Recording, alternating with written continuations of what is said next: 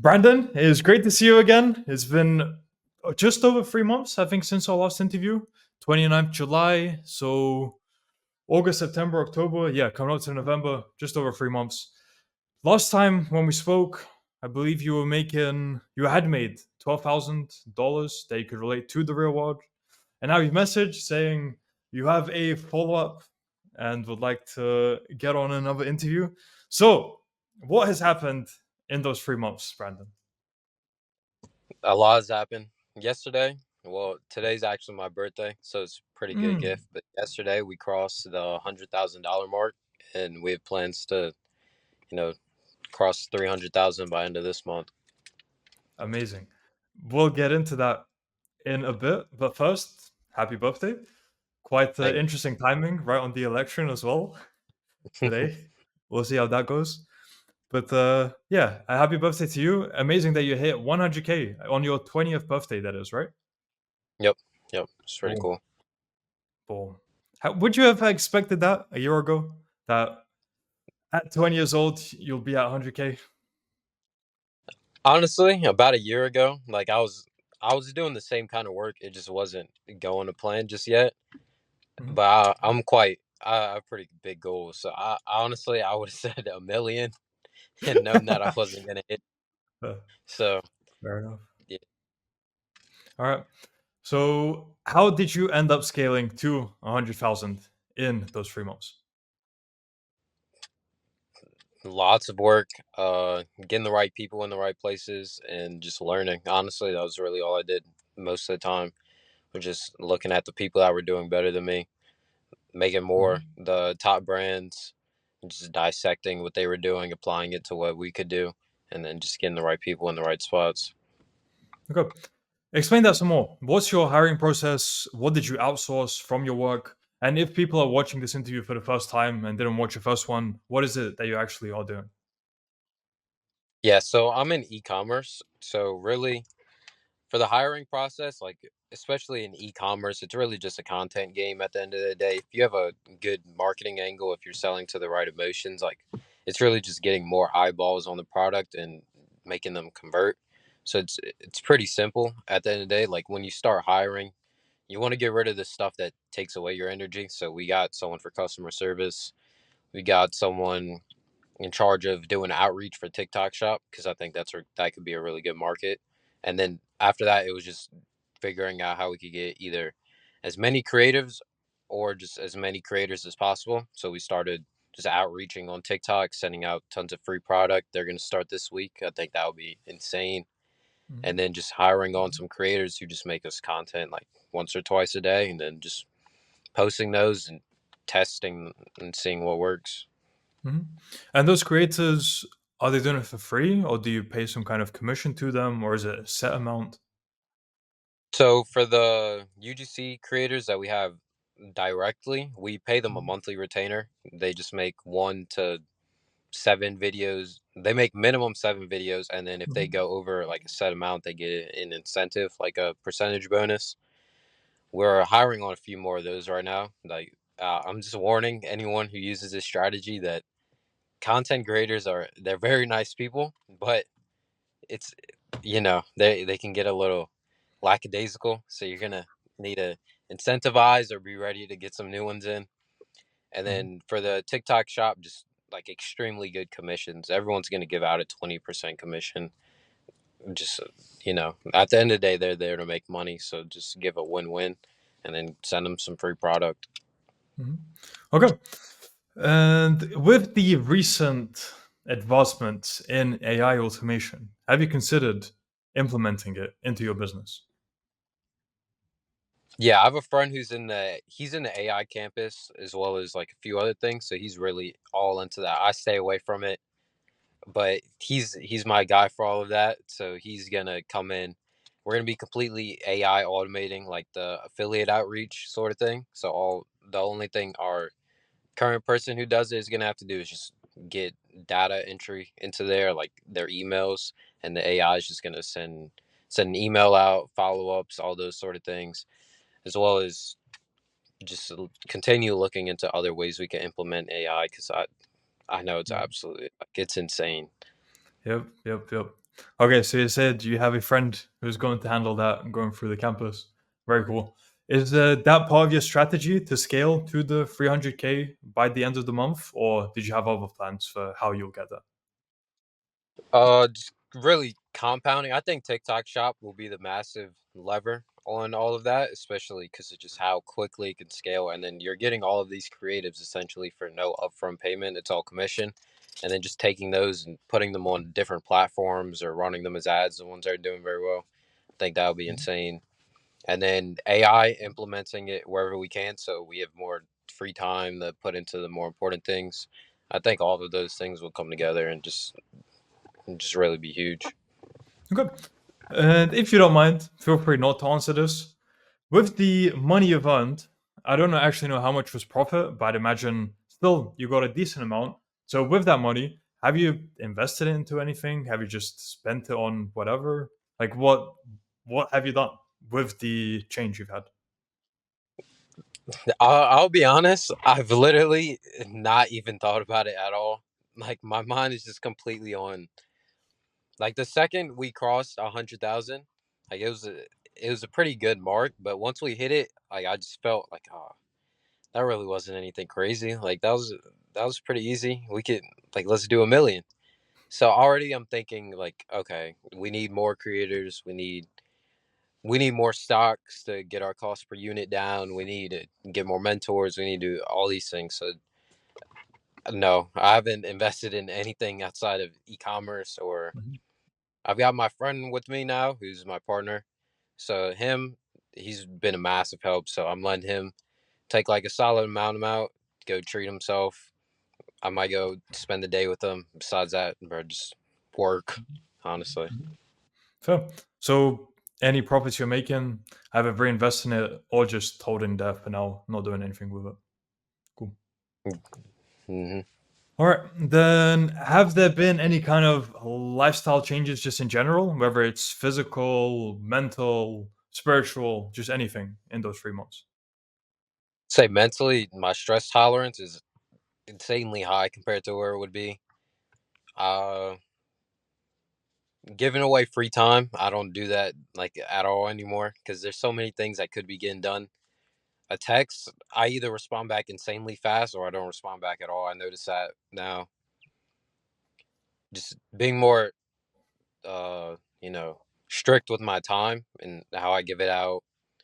Working out, like I just bunch of push-ups, pull-ups.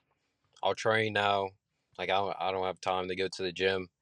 Just really being more strict with and efficient with what I'm doing with my time as well as who I'm giving it to.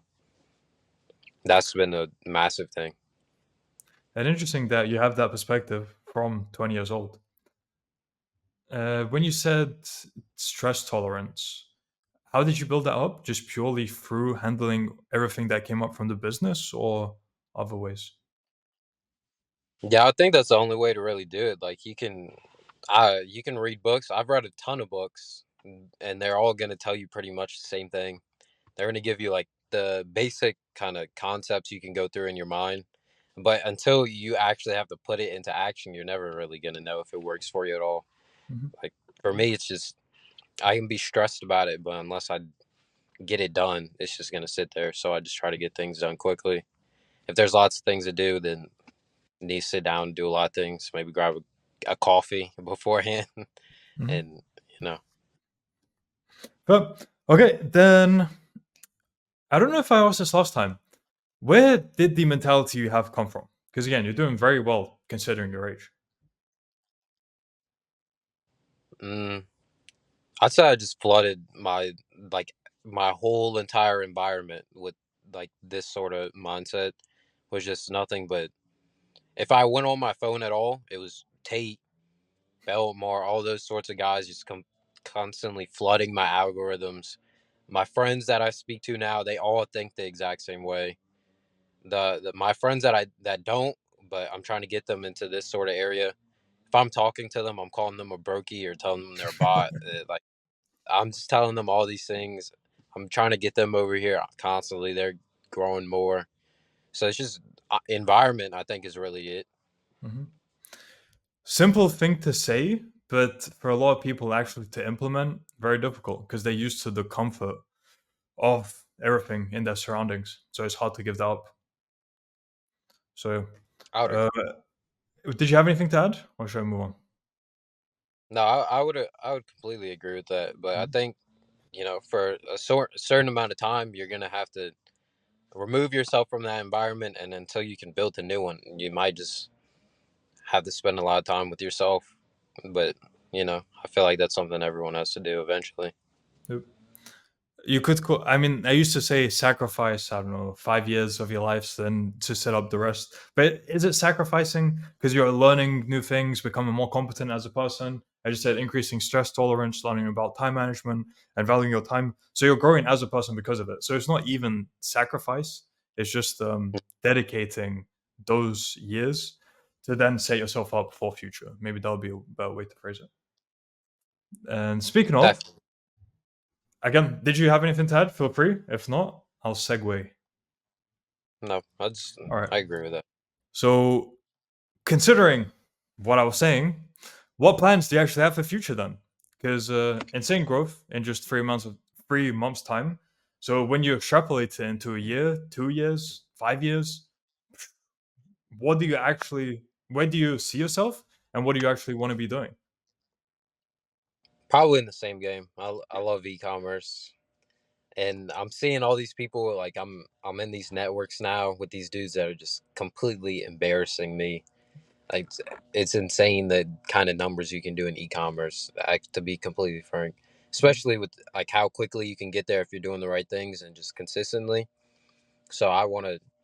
My friend turns 20 in February 1st, and my goal is for us to cross 1 million by then. So that's tons of work. That's like 10x growth from where we're at right now. But I think we can do it. So I know that's a goal. And then $1 million months, 2 million, three, just add another zero on more work. I love e-commerce. I like training now. I like MMA. I would want to do that maybe like amateur or professionally. I can't really think of anything else. Right? Those are my two main things. Okay. What about location? Are you planning on staying in America? Are you planning on moving somewhere else? Have you given that any thought? It really depends on today, but America's, especially once you get to like as you start learning more about things and you start being exposed to more things, you really start thinking more about your location. So I think over the summer, me and I had talks with my friend about like relocating somewhere for the summer, like a large group of us, just like a huge mastermind where we're all just working.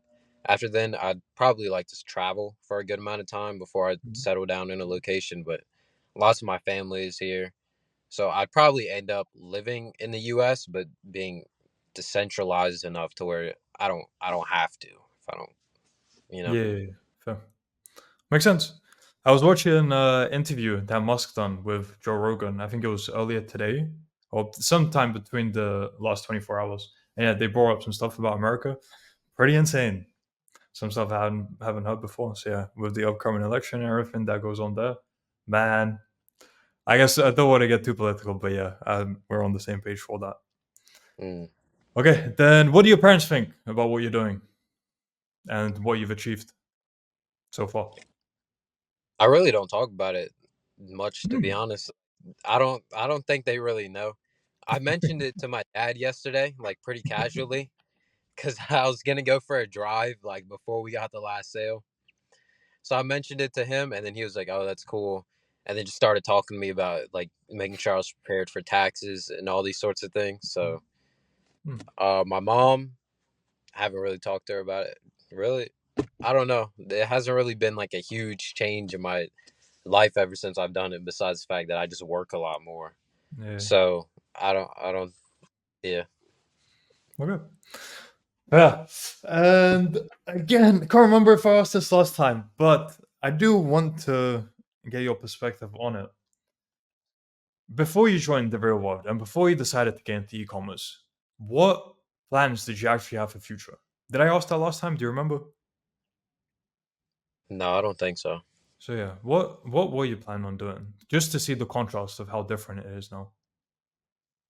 Before I joined the real world, I was in e-commerce, but I was doing a different, completely different, like sort of niche. I was doing high ticket e-commerce, like trying to make it work with no money coming in. So it was completely illogical. There was no way that was ever going to work because that's like a true business. You need a lot of money to invest into that. So just failing there. I thought one day it was just going to click. I was going to get lucky. And I realized that wasn't going to work. So that I need to switch things up. I joined the real world. I saw all the results and the wins from e-commerce, and I was like, oh, like from regular, I was like, oh, I think I can do that. So that was when we started doing extremely well, and especially seeing like the network in there, I realized that it would be a lot more beneficial for me to do this with a friend, like have someone there along with me to just bounce ideas off of, have the same similar sorts of stresses, and I think that was a huge factor of growth. Mhm. So you're saying you were still planning on doing e-commerce even before joining, but since you know that wasn't going, now looking back in hindsight, you know that wasn't going to work because of the strategy you had. But did you have any other plans outside of e-commerce then? Back then? I know I wasn't training. I That wasn't something that I started doing until I had joined the real world.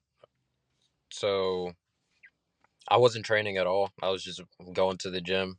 That's been a huge thing for mindset, I'd say. Like just getting hit, especially early in the morning before you do any work, is great. Uh, there's also I had ideas that I was gonna just get lucky one day.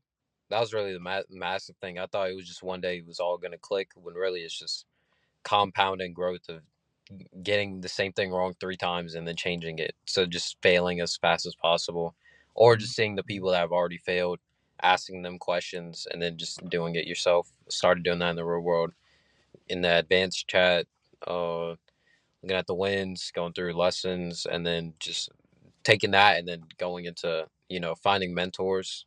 That was a huge thing for me, still is. Mhm. So And in terms of mentors, has that come from the groups that you've joined for e-commerce? The um, higher, maybe you could call it higher ticket groups. I don't know what to say, or were they from other means?